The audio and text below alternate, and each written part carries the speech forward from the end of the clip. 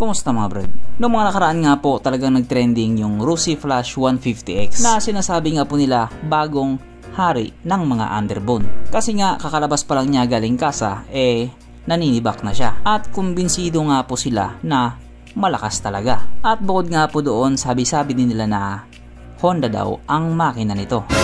Kaya ang dati nga pong nilalait na Rosy, ngayon sila naman ang suri.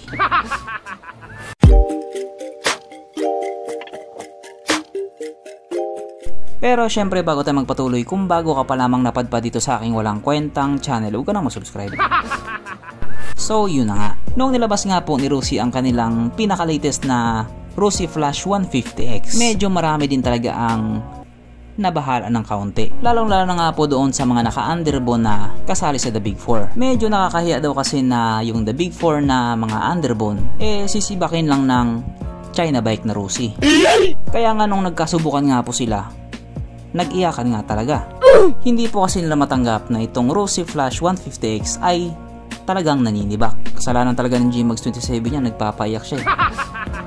Pero bukod nga po doon sa mga The Big Four na underbone or yung mga tinaguriang hari na mga underbone, meron pa pong isang underbone na sinasabi nga po ng karamihan na hindi lang daw basta King of Underbone, God of Underbone daw. Dati nga po nung una itong lumabas sa Pilipinas, nagpaiyak nga din po ito ng Raider 150 Fi. Nangyari po yun nung una silang magkasagupa. Pero nung nag-rematch na sila, siya naman ang pinaiyak ni Raider 150 Fi. Pero sabi-sabi naman ng iilan, medyo nandaya daw si Raider 150 Fi. Nagpalakas daw, nagkarga daw. Yun nga po ang sabi-sabi nila. At simula nga po noon, hindi na talaga matapos-tapos yung debate na yan. Hanggang ngayon nag-aaway-aaway pa rin sila. At ngayon nga pong malapit na naman magtapos ang 2024. Akalain mo yun, naglabas na naman si SYM ng panibagong SYM BF3i 185cc. At kapansin-pansin nga din po na talagang nagbago na yung pagmumukha niya. Para sa akin, mas lalong gumwapo siya. At ito nga po ay in-unveil ni SYM doon sa bansang Vietnam. At ganito nga po siya ilarawan noong isang vlogger sa Vietnam. Nhưng cái công nghệ nó rất là độc lạ mà chỉ có SYM mới có mà thôi. Chúng ta sẽ đến với cái xe này nha. Oh, di ba? Talaga nakakaiyak yung sinabi niya. Hindi ko kasi maintindihan.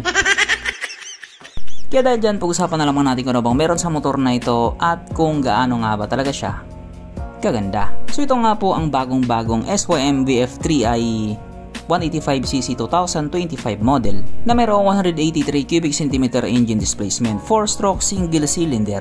Hindi lang natin alam kung single overhead cam or dual overhead cam, pero ito po ay naka 4 valves na. Yung mga previous model kasi naka single overhead cam pa. Kaya kung sakaling naka dual overhead cam na ang isang to, yari kayo. Siba kayo ng isang taon kapag nagkataon. Naka-electronic fuel injected at syempre ito po ay naka-liquid cooled.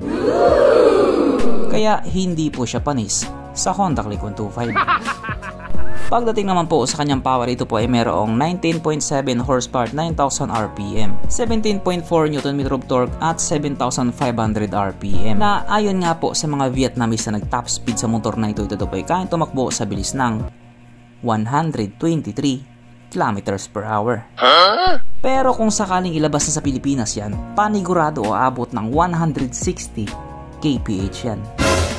Aba syempre, ibang usapan na kapag Pinoy na nakasampa.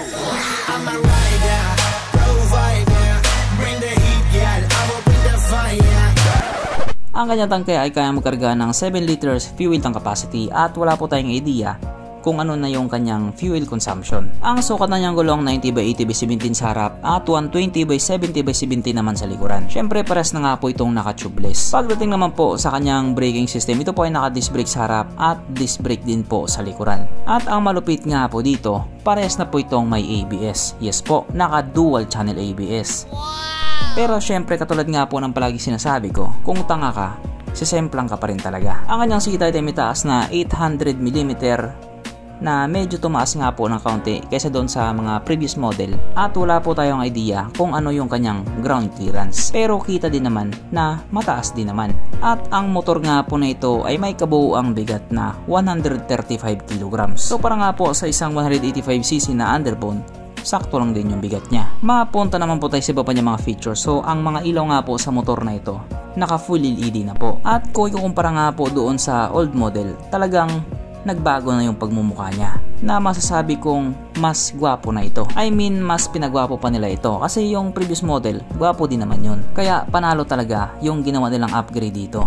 Ang kanyang gauge panel, kung mapapansin nga po natin, talagang nagbago na rin siya. Pero combination pa rin ito ng analog at digital. Pero astig ng pagkagawa nila talagang unique. At syempre nakakilis po ito. Katulad nga po doon sa ibang underbone na nakakilis din po ito. Kaya dito sa motor na ito, papindot pihit ka na lang. Kaso lang kung mapapansin nga din po natin, wala na po talaga siyang kickstart. Na gano'n na nga din po doon sa ibang mga underbone, wala na rin talagang kickstart. Tsaka dyan nga po sa makina niya na 185cc, medyo matigas-tigas na rin talagang padyakan yan. Tapos kapag minalas-malas ka pa, pumitik pabalik, sayang ang buto.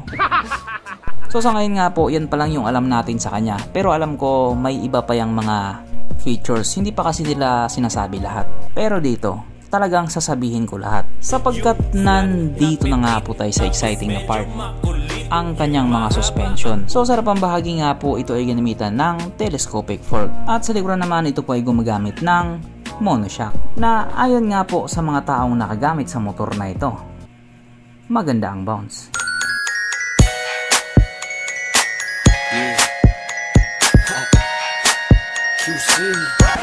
Syempre, alam mo na, meron pang isa.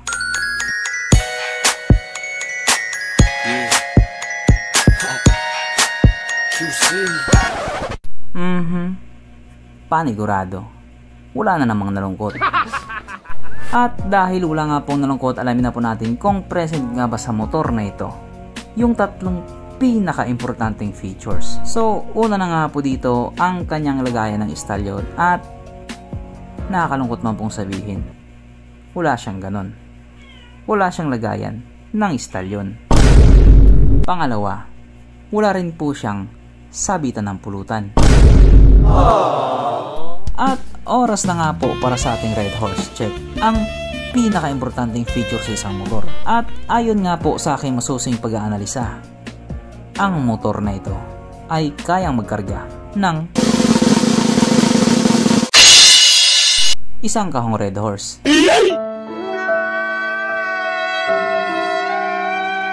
So therefore, ang motor na ito ay hindi pala recommended.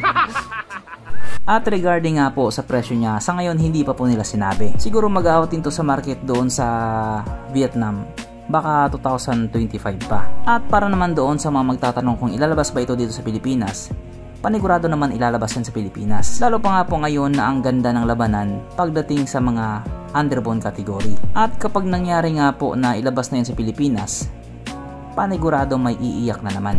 At panigurado magdadahilan na naman. So hanggang dito na lang muna mga brad. Kung may gusto kong sabihin or gustong idagdag doon sa mga sinabi ko, mag-comment ka na lang sa ibaba. Okay, bye.